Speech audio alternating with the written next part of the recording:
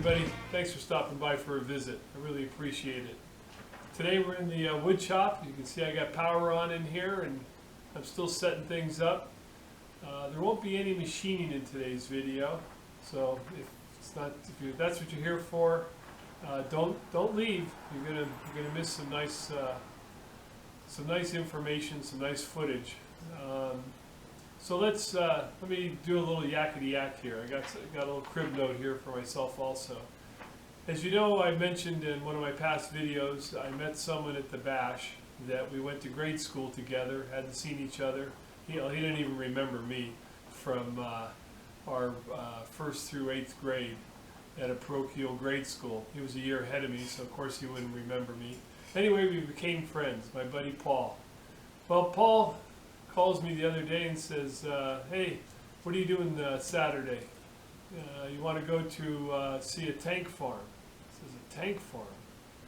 And so by way of YouTube, and this is where I'm kind of getting at, YouTube has opened me up to so many different people. And so by chance I meet Paul at the Bash and we've become very good friends. And so Paul happens to be at a machinery dealer, I think, and he's talking to somebody there, and he starts talking about YouTube videos, and he mentions my name and Tom Lipton's, and a fellow overhears and goes, huh, and starts talking to Paul.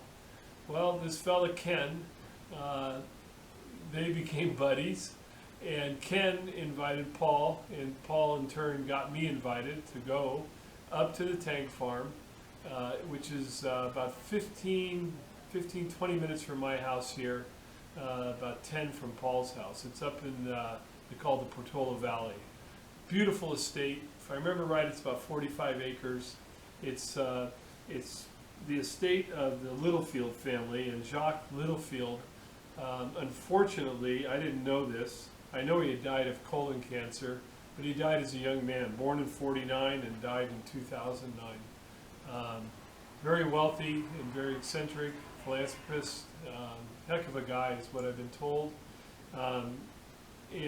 So on the property there, he got involved years back in scaled railroad. And he actually built a mile of track with a 5-acre lake, what do you call them, the train houses, the whole thing there. Later on in life, he got involved in military vehicles. And in 1975, he started buying vehicles. He got his first 2 tanks in '83, and I think they started the foundation in '98. So we got invited by Ken to go up, and Paul by chance has a Hummer, and let's click to a photo of his Hummer.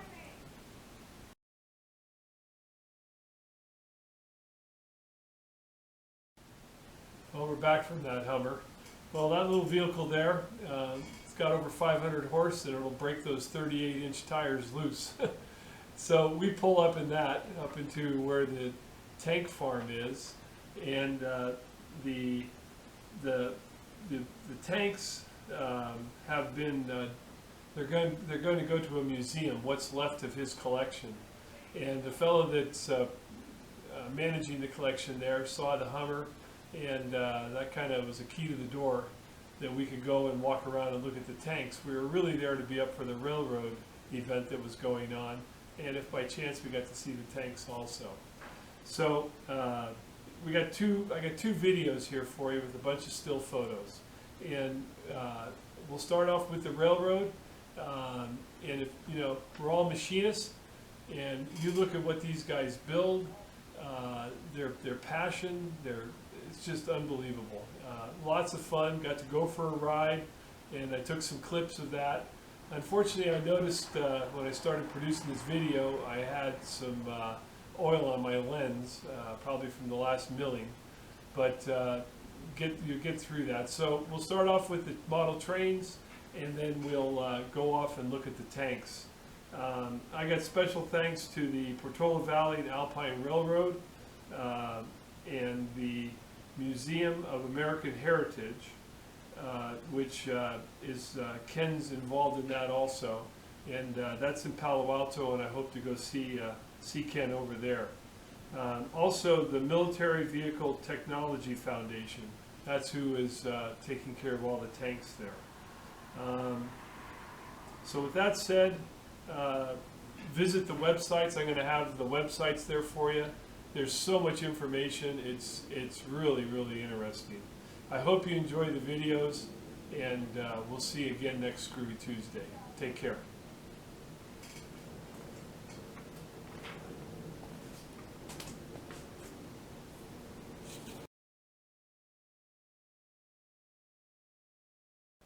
So I'm here to see a model railroad today, which we're going to see, but this is their workshop that they get to use on the property to maintain the grounds and all the railroad items.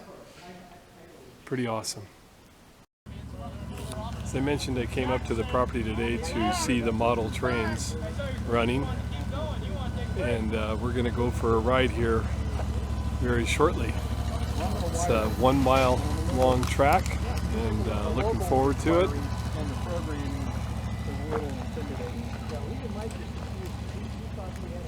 Pretty awesome. See the other engines down there. Train barn here. And there's a storage. I don't know if the camera's showing that. Yeah, P1 and enter, and then, yeah.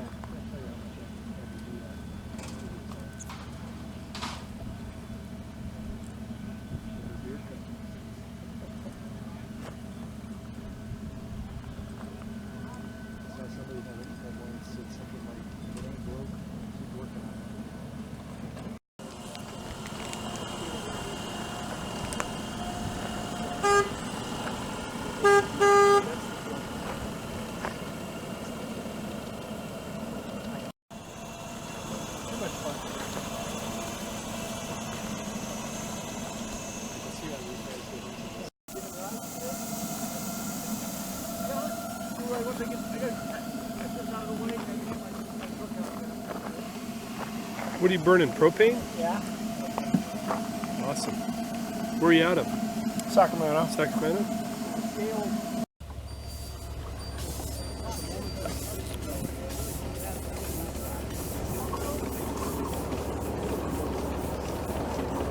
Well, my understanding is this track is 1 mile long, and I don't know that I got enough storage space to hang on, but we're going to do some interesting video as we go here. This has actually been on my bucket list to ride on one of these guys. I watch a lot of videos, so we're off to the races here. We're up in the top of Portola Valley. You can see the bay way out there in the distance.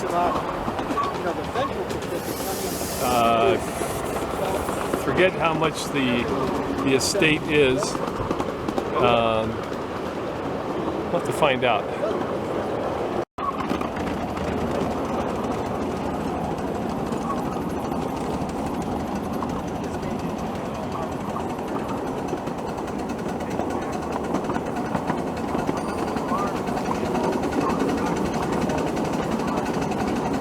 Looks like we're heading into a tunnel here.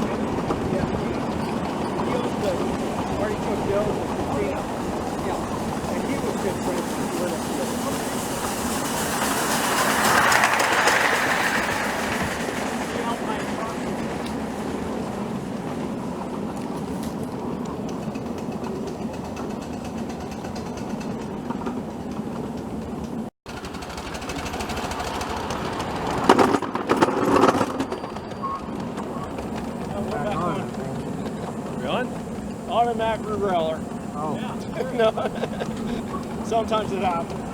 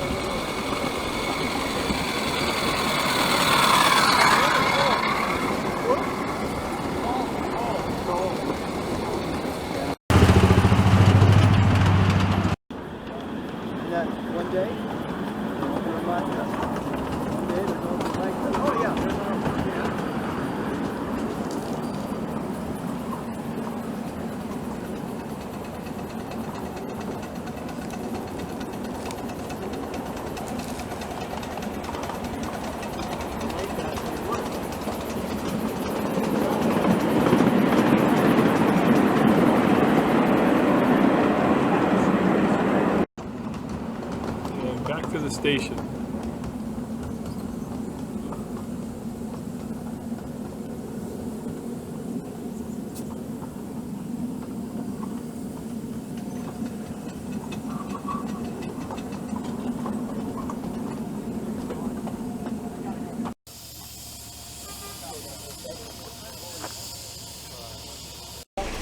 We're in the train barn. Cumbersome Toltec and the Durango Silvertech. Four of them are This puppy Durango burns Silvertech, coal. 6 are Cumbersome Toltec, or no, six. The six, detail five, on five and this thing is five beautiful. And 4, I think we're 5 and 4, and one of them unfortunately ran it off of the turntable into the pit, and so they when it was in service, and so they scrapped it. We had a member in our club, you might have remembered him, Ted Steinmetz, and he tabled an engine in the pit.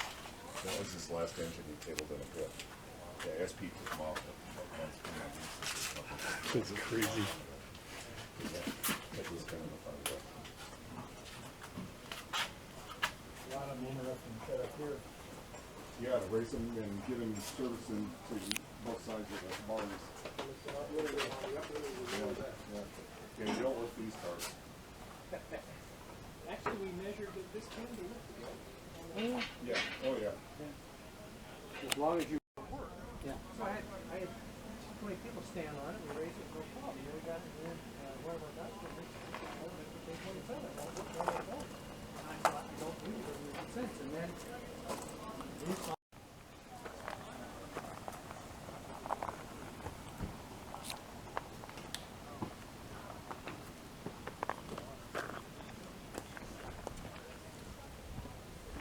Don't break it, Richard.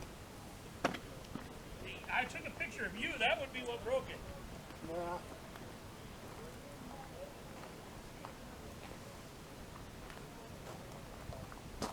Sucked it in real close. I can see all the pores on your nose.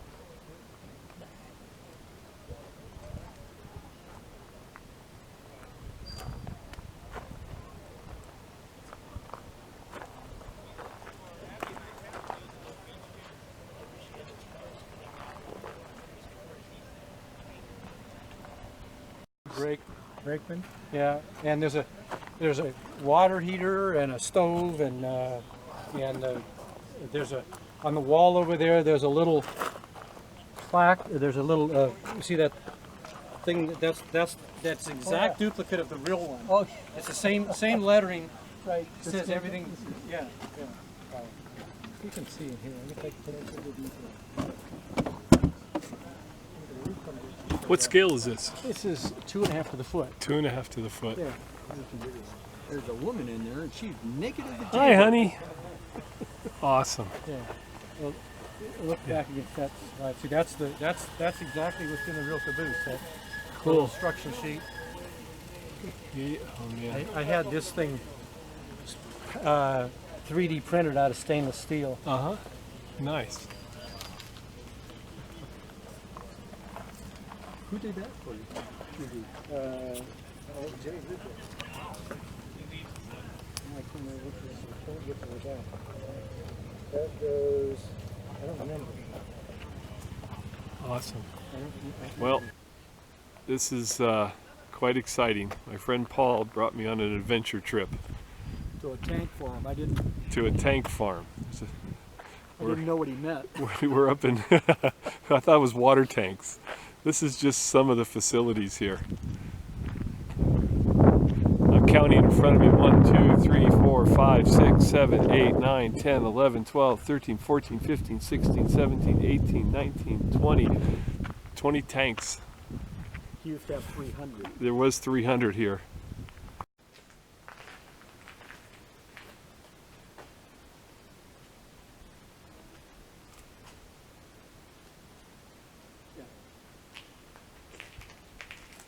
So you thought you had a nice shop, huh?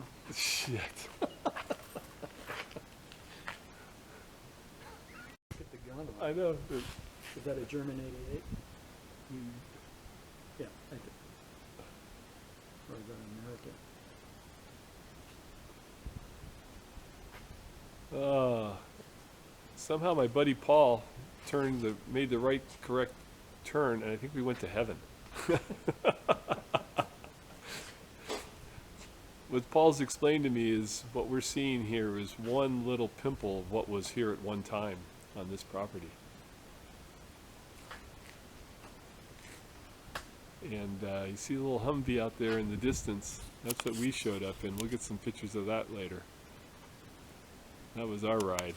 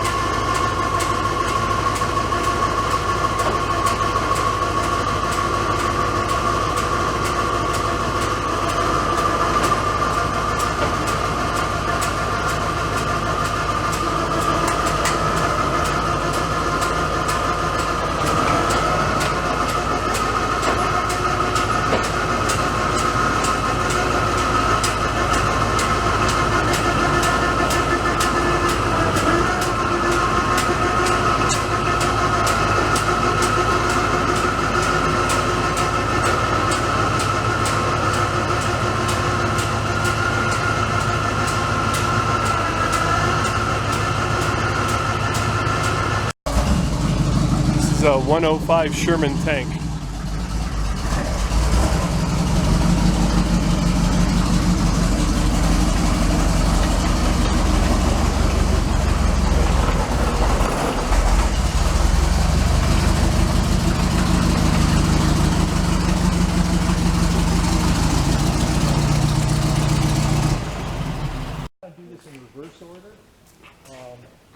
Well, we got released to go ahead and walk through the garage here.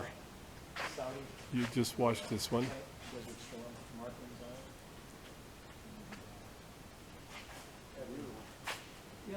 Oh, are you kidding me?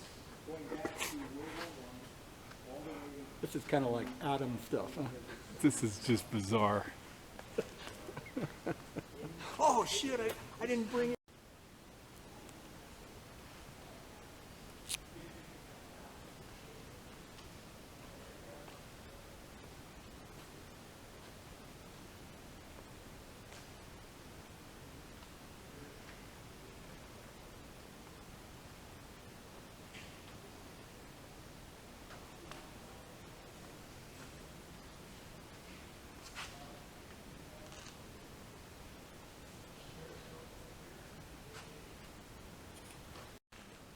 So I had to get a shot of this tank.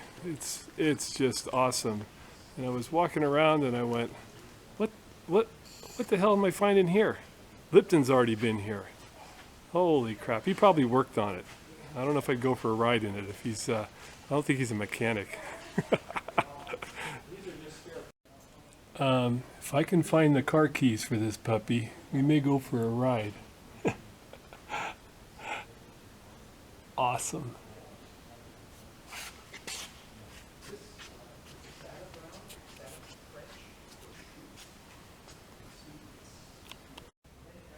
Well, I know a buddy up in Fossil, Oregon.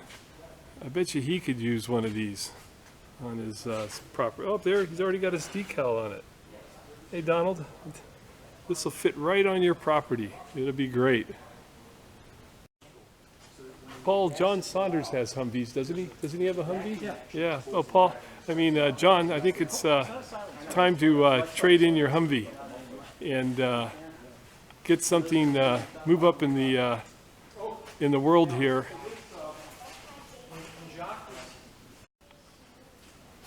Hey, John, time to drop the Humvees, and you got to get something a little bigger. Oh, wait a minute. What do I see there on the front of this tank? It's got his name on it. He's already got his name on it. This is all you, John. Hey, wouldn't you like to go out and target shoot with this puppy? Take A-bomb for a ride in this. Tank. There you go, start again. Okay, this tank was retreating from Russia, trying to get back to Germany. And it was being chased by the Russian army. And they were forced to cross a river that they thought was frozen solid. And halfway across, they broke through the water and they were forced to abandon the tank. The Germans blew up a satchel pack, and this is the original turret, destroying the tank so the Russians couldn't use it. And it stayed underwater for 40 years. Jacques found out about it, spent, I think, $1 million pulling it out of the river and shipping it back to the United States, and then 6 years restoring it. And there's no way that this tank was this nice when it was new. It is the inside, all the gauges have been restored. There's a documentary on, I've seen on TV several times about the whole history of the tank and about the restoration. Now, the day that they actually completed this tank and were lowering the turret to complete it, Jacques Littlefield, the owner, died. So he never was able to drive this tank. Sad. Awesome. But what you're seeing now is 38 of a collection of over 300 armored vehicles that he had at one time. There was so much stuff here, it would be impossible. I wouldn't believe that he knew what he owned.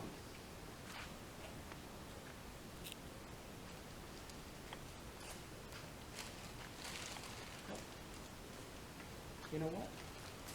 I think this is a British tank. This is a British tank, and it must have been touring around the world because somehow Mr. Get Her Out's been here. There he is. Nice, Bruce. Get out of this puppy. It's awesome. So this is the veteran of Dunkirk. Dunkirk, yeah. Kind of a view back where we started, all the way to the other end. And they're saying this slab's only 4 inches thick, the concrete slab that all these tanks are sitting on.